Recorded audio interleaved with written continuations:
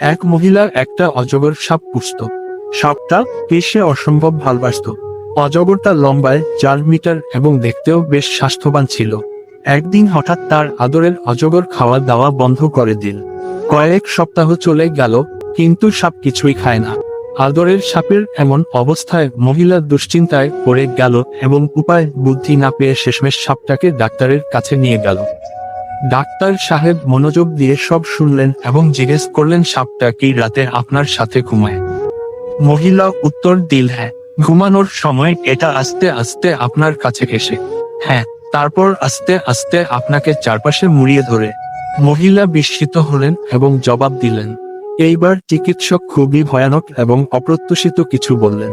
Madam, সাপটি আপনাকে জড়িয়ে ধরে, চারপাশ থেকে মুড়িয়ে ধরে, কারণ এটা আপনার মাপ নিচ্ছে, নিজেকে প্রস্তুত করছে আপনাকে আক্রমণ করার জন্য।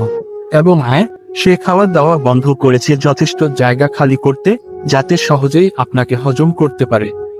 নীতিকথা, আপনার চারপাশে হয়তো এমন অনেকেই আছে যাদের আপনি কাছের মানুষ ভাবেন, যাদের দেখে মনে হয় আপনাকে তারা অসম্ভব ভালোবাসে। হয়তো আপনার ক্ষতি তাদের প্রধান উদ্দেশ্য।